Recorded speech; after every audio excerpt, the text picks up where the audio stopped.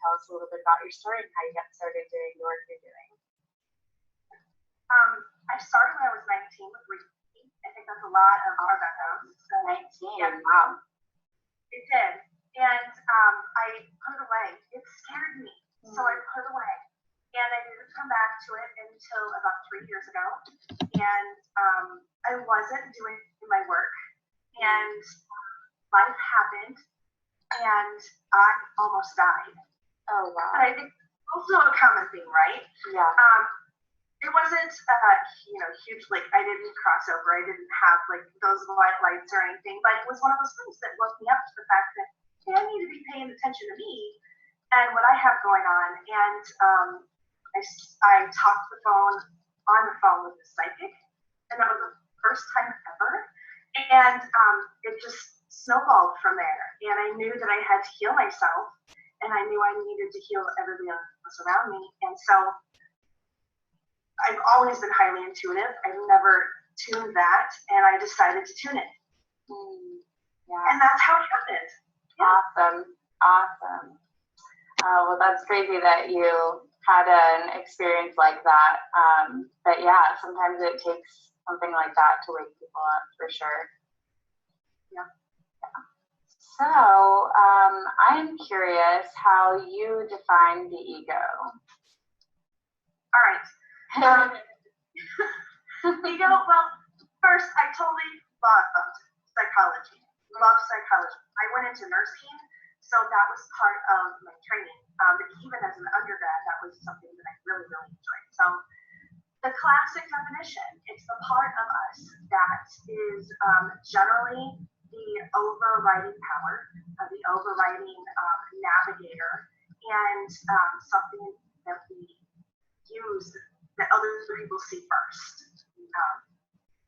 And it can be very controlling, and it can be very loud and obnoxious, and ego can be our detriment. But of course we have to have one while we're in body, because we have to stay in body long enough to learn the things we need to learn for soul evolution and for spiritual learning. So yeah. Wow. I know that for me personally, I sometimes have a hard time differentiating when my ego is speaking to me and when it's like my higher self or my intuition speaking to me. Do you have anything to say on that? Absolutely. So ego is one of your guides. And I think that the thing the spiritual community sometimes does to us is that they make ego feel icky and they make ego feel negative. But ego is just another one of our guides, just like our higher selves, just like our spirit guides, just like angels and source and so on. So to have an ego death or to die to ego means that you're literally taking one of your guides and you're separating yourself from that, and you're not capable of using the wisdom that ego has and the drive that ego has. So when you're first starting out and you're first wanting to work with ego, you're first wanting to kind of understand how it influences your life, you really need to start a conversation, like a relationship, just like you would with any other human, anybody else. Mm-hmm. So to do that, you just have to really approach it like, I need to know about this. I need to know what's going on. And to begin with, ego is loud and overriding and very judgmental and has a lot of negative things to say to us. So when we're differentiating between those voices, that's how we know that that's ego. Source or higher self is always calm and quiet. You really have to listen. Always answers just when we stop or right before we stop the question. So ego doesn't have a time to butt in.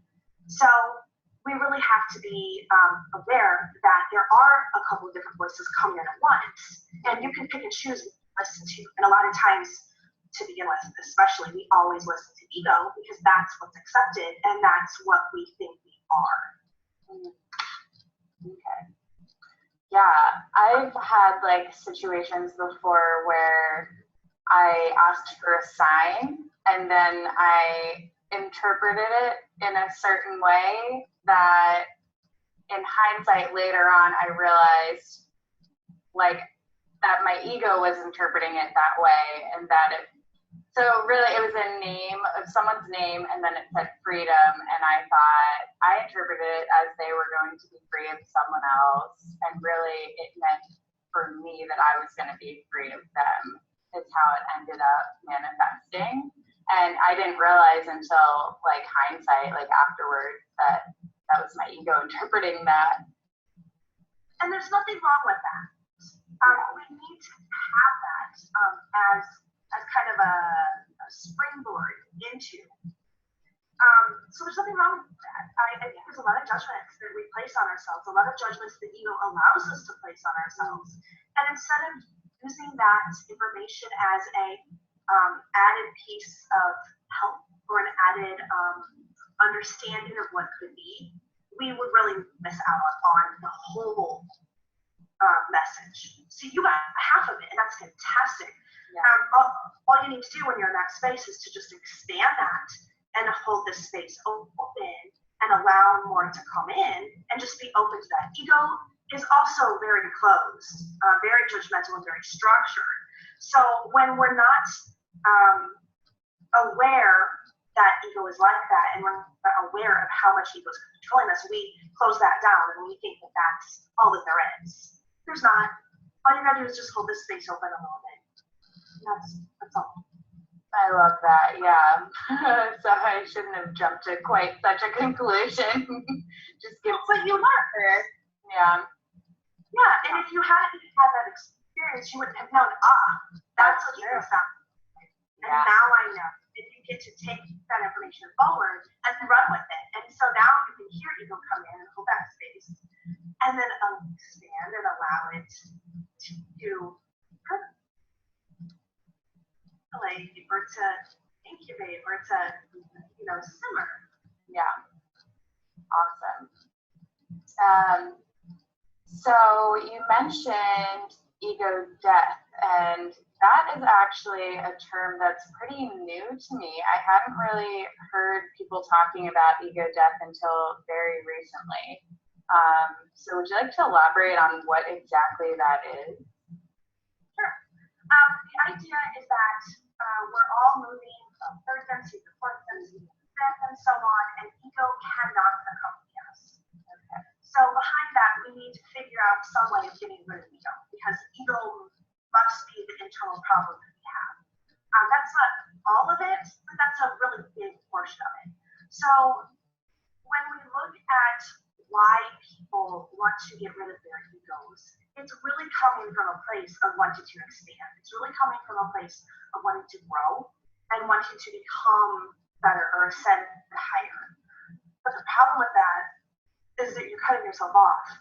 Literally, you're not allowing yourself to use all of the energies that are available and inherent to who you are. And you don't have to do that. Just like some people don't use source as a guide. And that's okay for them. Just like some people don't use higher self as a guide, and that's okay. But if you don't actually consider those things as guides, you don't know what you're missing. And when I considered ego as my guide, all of a sudden I'm like, oh my gosh, I've missed all this wonderful stuff, and I'm not going to do that anymore. So kind of like a huge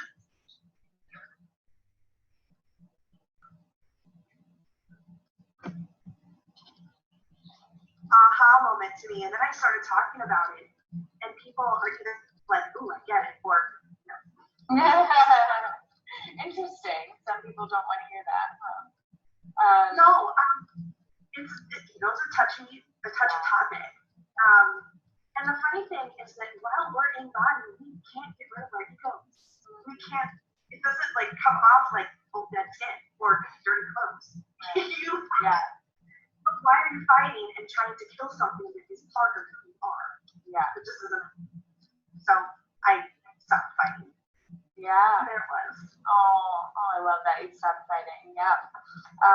So the ego is sort of a part of our human experience, that we're soul embodying the human experience, and the ego comes along with that, is what you're saying. Yeah.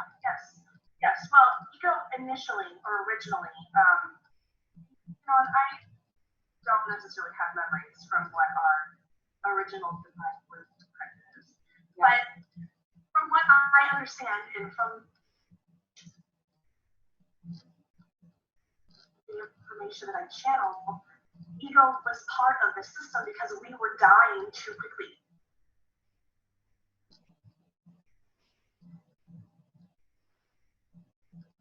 We couldn't learn anything. And in order to really be safe, in order to really kind of, accumulate the karma, so to speak, and now, of course, we're getting rid of all of that, or we're cycling it through, yeah. But other topic. We really, really, really have to think about what we're killing, why we're killing it, and what parts of our soul are attached to that, and how we're denying ourselves growth, or how we're denying ourselves spiritual evolution. And that's a big deal to me. So yeah, so the ego is definitely necessary for us to spiritually evolve. I agree. I mean, it definitely serves as like a layer of protection. It wants to protect us. It wants to keep us safe. Yeah. So let's go into that. Yeah. So when we're first, absolutely. When we're first learning to communicate with people, we need to approach that as a relationship. We're on equal levels. Once we accommodate to that, and once we understand what the different voices or indicators are within ourselves, we can start to be our own authority. So when I'm working on something and I feel ego just pound, this isn't right, that's not right, you're doing this needs to be done, and I feel like I'm kind of spiraling off center, I will literally sit down with myself and just address ego. Listen, I know that you have some things to say. I'm here and I'm going to listen. And I'm an active part of that hearing, receiving sort of thing. After that, you can decide to tell ego what you need it to do. Ego has to obey you. It's part of your body intelligence. It's part of your innate. So you can direct that. You can say, all right, I hear your concerns. I understand this. Thank you. Genuinely, thank you for being here to protect me and to guide me. Now, I need to make the decision, or I need to work over here. And you can legitimately task ego. So what is ego good at? Pointing out things. Yeah. Really good at showing you things. So what I tell everybody, and my big first go-to is tell ego how awesome you are. Tell ego to tell you when you did X, Y, Z really, really great and fantastic. It's not that you're building yourself up egoically, but it's that you're feeding yourself the right internal talk. You're really creating a supportive internal space, and ego is part of that. Yeah. And when you build ego to do that, ego is out of the equation. You can bring your heart in. You can really learn from that, and you're good to go. You're golden. So. I love that. That's such a good exercise too, to like go over things you're proud of yourself for, or like things you're grateful for. So yeah, that's amazing to quiet ego a little bit. Yeah. And really you're capitalizing on what it does best. So not only are you honoring that part of yourself, that part of your humanity, you're also able to honor to get work done, and you're also able to honor other people and other people with egos as well, and other people who are learning to deal with their egos, and other people who have far exceeded their ego work. And that's really important that we all meet each other in that space.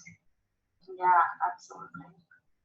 I agree. And so we were also going to touch on emotions as master teachers, and I'm thinking this probably ties into the ego.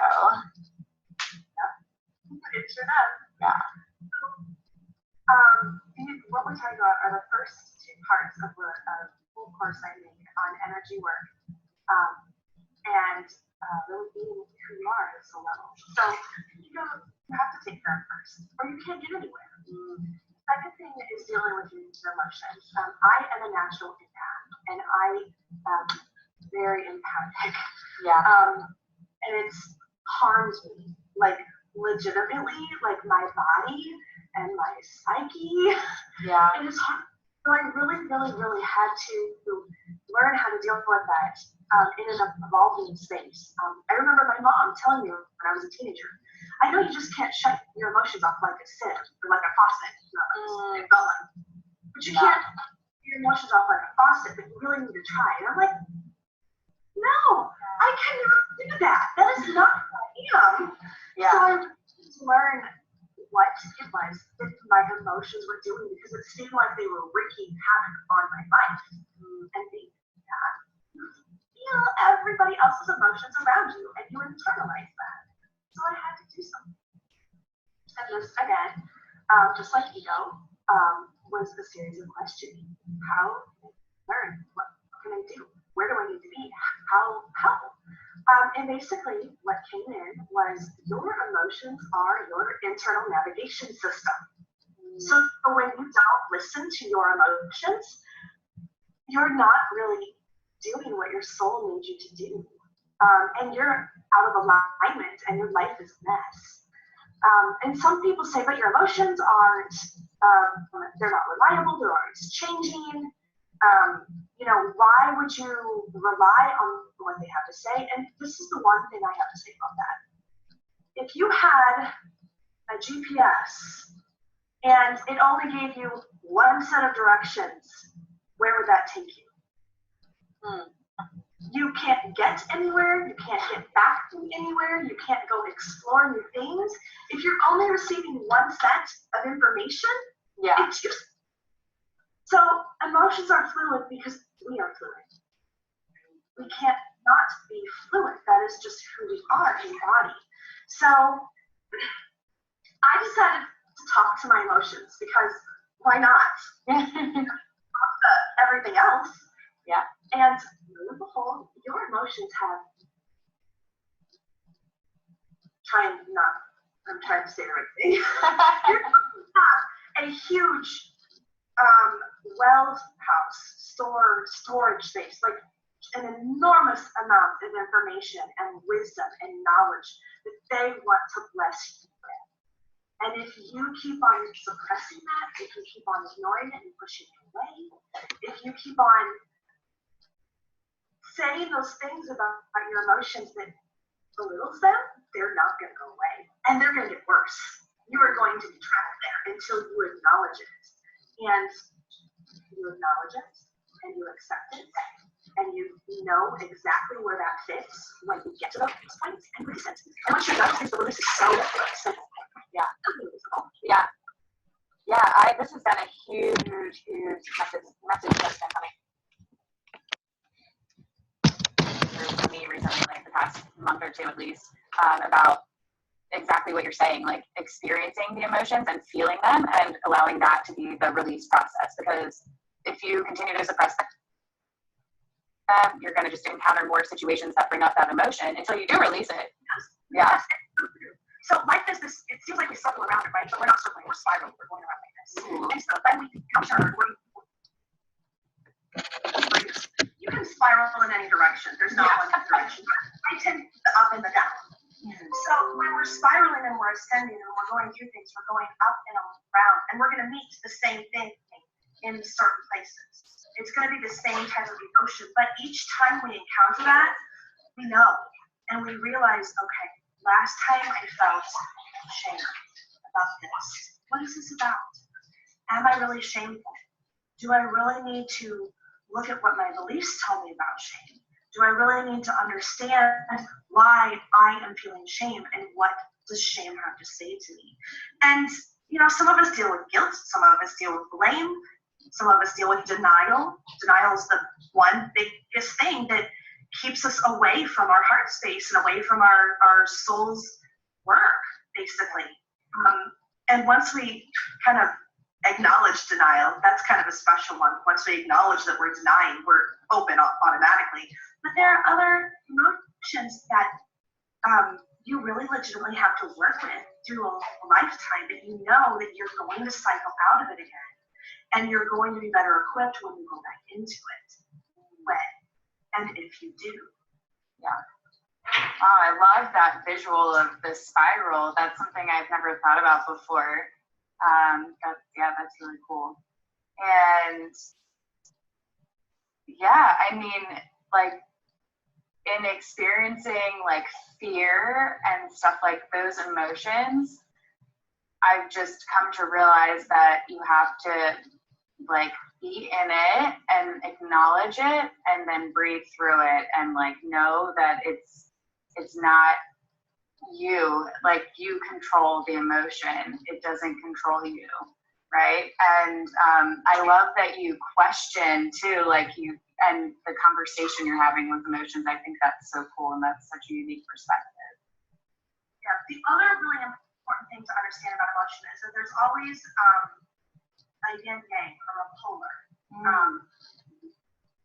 Maybe a spectrum would be a better way of looking at that. Yeah. So we have fear over here, and we want to experience courage to get over something, right?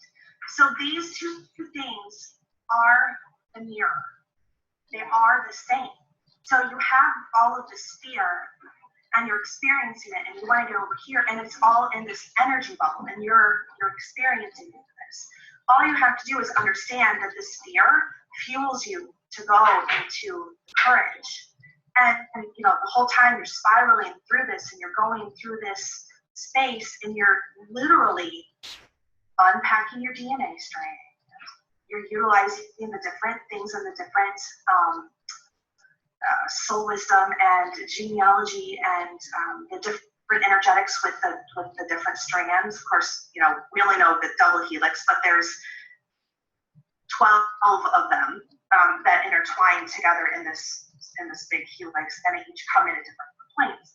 And that's really literally what you're doing when you're working with emotions and you're wanting to get from fear to courage or whatever it would be, is you're using this negative or lower vibration energy to fuel you to get to the higher vibration. And it's really important to understand that.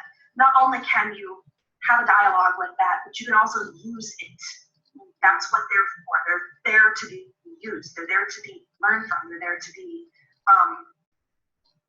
they're there to help you grow your wisdom and to help you grow your knowledge and your spirit. So just keep your head level. Sometimes it's really hard. I get it. But as long as you at least mention, I am going to get through this, but for now, whatever it is, now I'm right here, but I will get through it. That's all that it takes. I love that. Yeah, I mean, that makes so much sense that each emotion would have a mirror emotion of the polar opposite. That's so cool. Thank you for pointing that out. Yeah, and that's been another thing that I've been thinking about a lot in doing like the inner healing work, is how like you might not even realize, but then something happens and brings up emotions from like years ago, and you like re-experience it. And that's been something that I've been experiencing recently and trying to like kind of work through.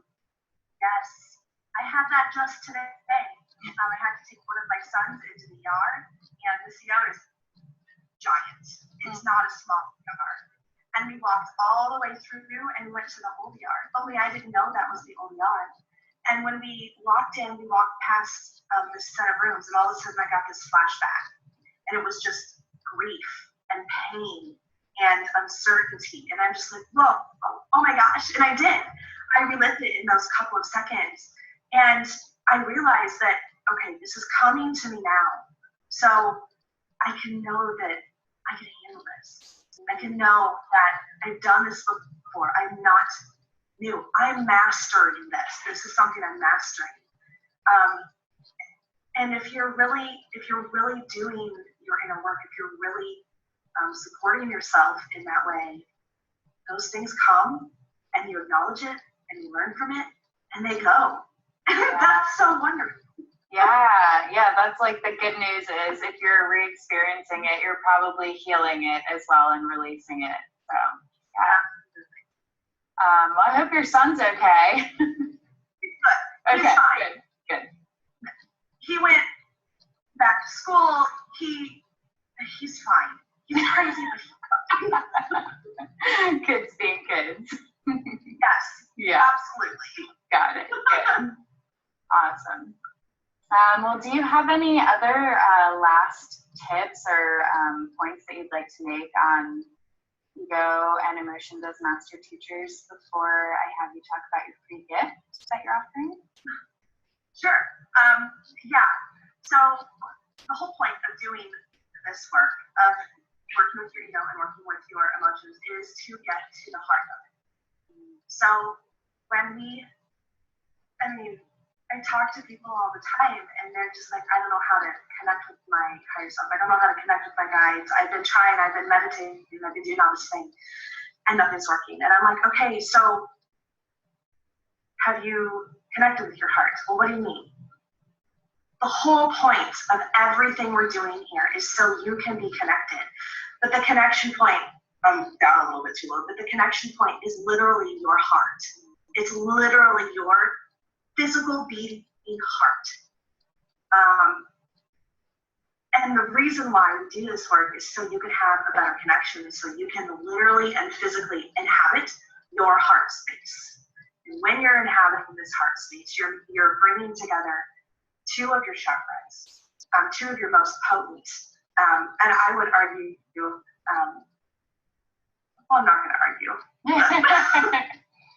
Make a bold statement. Right? Exactly. Yeah, go for it. But without our hearts, we wouldn't be alive. Yeah. We wouldn't be here. We wouldn't be experiencing what we're experiencing. It is our umbilical cord to source. Oh, wow. So when you get to the heart of it, you're dealing with your ego and you're dealing with the emotions, and you're doing this so you can really bring down who you are and embody that and live from your heart space. And of course, that is your physical heart space. And that's why we do this. And it's so easy. All you have to do literally, and I know everybody has seen this meme, you literally only have to put your hand on your heart and feel your heartbeat. And when you're there with your heart beating and with your chest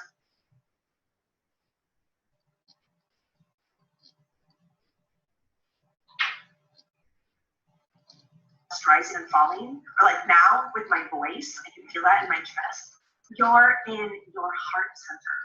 You are the closest that you can get to your purpose, and your ears are wide open, and your knowing is wide open, and all you have to do is sit and center there.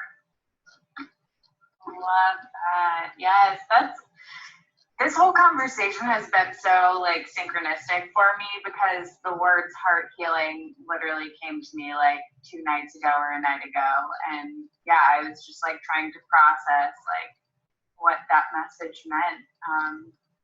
And in doing all of these interviews, a huge theme that's been coming up is that love. You know, of course, everything needs to come from a place of love, and that's connected to the heart and the heart chakra. So it makes so much sense. Separate. And that's the thing that we really need to understand, is that when we're here, even though we're experiencing things that are contrary to what we believed in the past, or to what our friends or our family currently do believe, when we're in our heart spaces, we know beyond a shadow of a doubt that what we are experiencing is the right thing for us to experience. Where we are going with our gifts, our abilities, and our purposes are really for us.